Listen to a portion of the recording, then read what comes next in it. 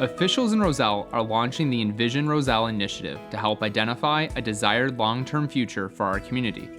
This will be done by engaging residents, business owners, and community groups to find out what their priorities and shared goals are, and how to make them into a reality that shapes Roselle for the next 30 years.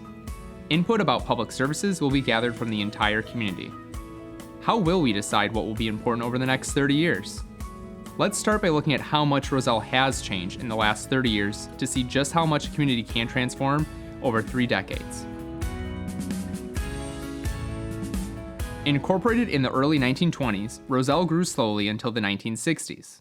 According to the U.S. Census Bureau records, the population of Roselle was just over 3,500 people in 1960.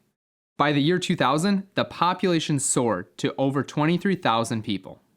The housing development boom in Roselle came to an end when the Odlum Farm property was annexed into Roselle in 1990. So when I first started, my first assignment was the division of the Odlum Farm, which put Gary Avenue, connected it to Lake Street, all the way through to Central Avenue. Hampton in the Park was one of our big projects. As the population grew, so did demand for public services, with every taxing body in the community affected. Not only were there more people to serve, many of the public facilities built in the 1950s and 60s had become outdated and needed modernization. To make room for a growing fire department, Roselle's new fire station was built in the Civic Center complex in 1990. Just 6 years later, the old Village Hall was demolished, and the Richter family house was moved across the street to the historic Foundation campus to make room for the new Village Hall. Roselle Park District's Klaus Recreation Center was constructed in 1992. A new, larger post office facility opened on Central Avenue in Roselle in 1994. And the Roselle Public Library expanded and updated with an addition remodeling project in 1996 and 1997. In the 1990s, area schools, like Erickson Elementary, were built, and others underwent major expansion projects, like Waterbury Elementary School and Springwood Middle School. With renovations and expansion projects continuing into the 2000s, the Village of Roselle committed to addressing aging infrastructure throughout the community. Major water treatment projects were completed in accordance with stricter guidelines from the Environmental Protection Agency, along with a fully funded street improvement program to repair the roads in Roselle. We made a commitment to our roads many years ago, and we are developing them, we're repaving them, we're keeping up with them so that they are in good condition. The other is stormwater and water. We are a community that is going to be 100 years old in a few years. So those pipes that were first laid are almost 100 years old. They have to be replaced. So over the last 20 years, I would say that we've probably put into our sanitation just water, which people don't see. It's kind of a hidden cost for them, but not to the village. About $20 million just to keep up with things.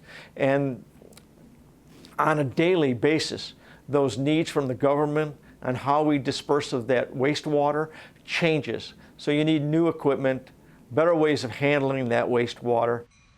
The new Metra commuter train station was built in 2002, replacing the old depot that had been constructed in 1971. Area schools, including all the Keeneyville District 20 buildings, both Lake Park High School campuses, and the District 12 schools saw major building renovation projects at various times between 2002 and 2017. The Roselle Park District opened a completely renovated Kemmerling pool in 2008. The Roselle Public Library remodeled its second-floor youth services department in 2016. The Roselle Park District opened a new facility and meeting space, 10 North, in 2017, and renovated Klaus Recreation Center in 2018. Elgin O'Hara opening in 1993 was an exciting thing that happened to Roselle.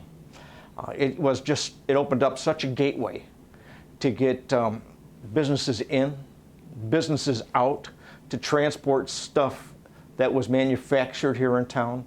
We have several worldwide manufacturers.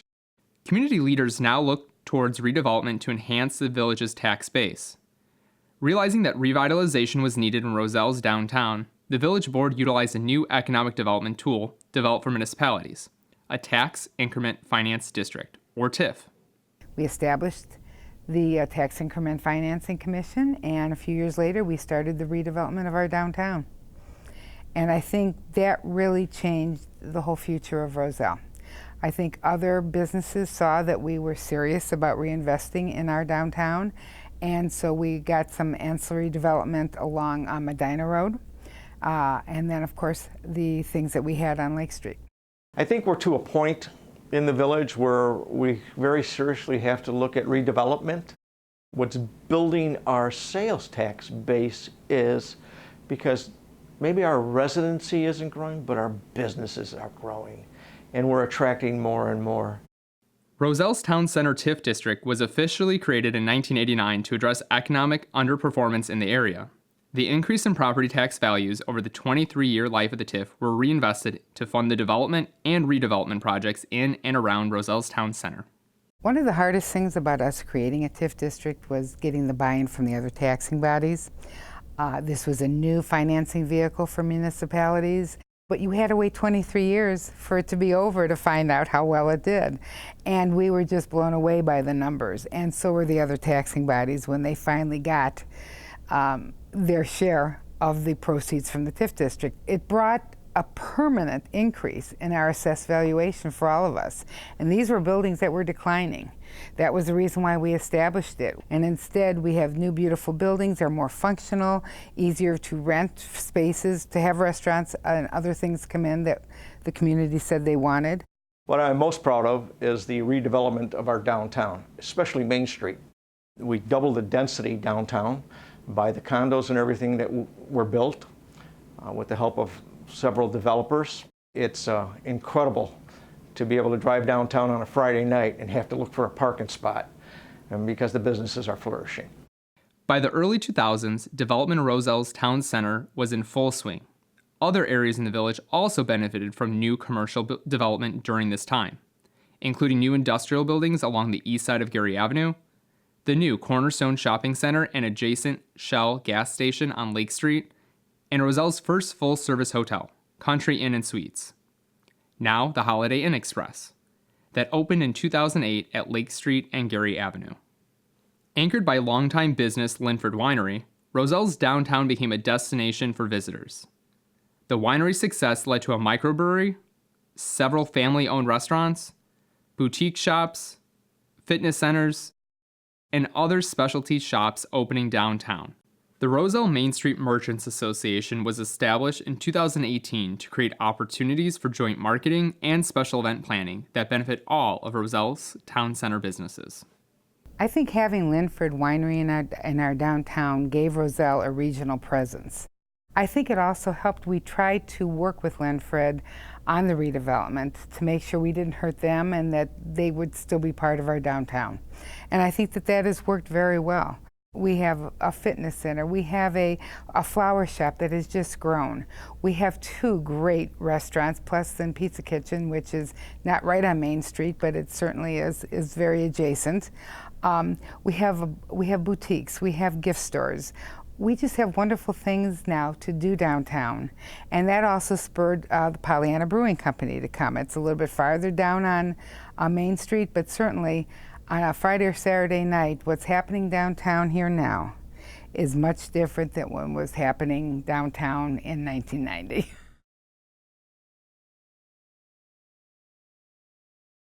I believe we are all looking for the same thing between our fabulous school system that we have located right here in Roselle, our churches, the community involvement. And it's amazing how many people stay here because of our services, because of the feeling of safety.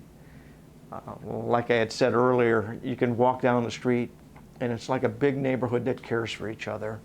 Everybody knows and watches out for each other. One of the primary reasons for the connectiveness that people feel in Roselle has to do with our churches. For a small community of about 4.5 square miles, we have, I think last I counted, 11 or 12 churches. And the biggest church in the Lutheran area, the biggest church in the Catholic diocese, both reside in Roselle. And the people in those parishes and Roselle United Methodist and the other churches, they all foster community within their teachings. And I think having those residents living in Roselle just keeps that going. Roselle is home to several long-running festivals that entertain residents and visitors alike. The Roselle Lions Club has sponsored the Rose Festival the first weekend in June for over 60 years. And the Taste of Roselle has been on Roselle's Main Street ever since 1982. You have a Roselle Lions parade and carnival that actually the chamber puts on the parade, the Lions put on the carnival. That's been going on for probably 60 years. Hi, I'm Kelly Reuter. I'm the 2005 Rose Queen, and I would like to invite you to come along with us at the 2005 Taste of Roselle. We have the Taste of Roselle. Not quite as old, but certainly it started, I think, in 1982. And so you have a 37-year commitment to bring that festival, to town. And even though I've moved out of town now, I came back with my grandchildren for the Taste this year, and they had as much fun as their parents did. We have the Rose Queen pageant, and I know it's been renamed, but it's still a pageant that is long, has a tradition, and it's those traditions, I think, that bring out the sense of family. In the past several years, community organizations and taxing bodies have strengthened their relationships and worked together to bring unique services and events to the community. Before the village boards I worked with and myself, taxing bodies didn't talk to one another. And we all represent the same people. So it started with a town hall meeting, and they got to talk to one another and hear what each other was doing. And then Jeff Odell, our village administrator, kept that up. I think I'm one of the only mayors that can honestly say that we have several boards out there and several committees that have a waiting list to get on. Normally you have to tug and pull at people to get them to come in to do something. Here it is, you just go, I need, and you got 10 people to step up. It's just amazing. From our Lions Club running our Taste now, to people running our Rose Queen pageant, to everything that we do, the volunteers that help, Flags for Roselle, it's amazing. The village partnered with Roselle American Legion Post 1084 to find a permanent location for the Roselle Veterans Memorial. The American Legion approached with an idea to have a Veterans Memorial. And the idea just took off. So the community did come together. The effort, I'm very proud to say, was led by my husband, Don Smolinski, who was part of the Legion at the time. All in all, they raised about $250,000 to build the beautiful park that we see today. It's just a wonderful presence in our community to understand the sacrifices people made that we could be free, and to honor those from our community especially who were part of those efforts.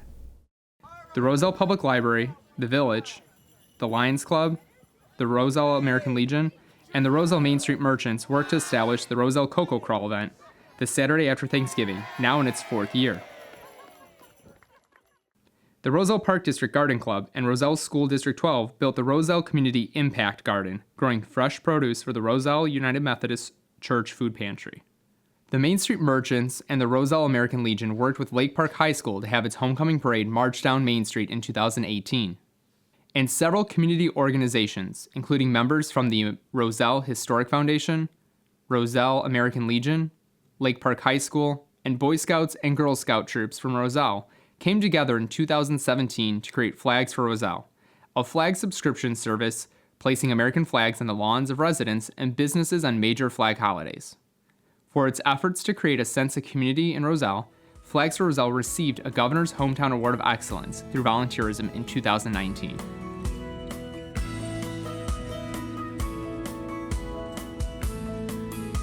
Clearly, Roselle has changed significantly in the last 30 years.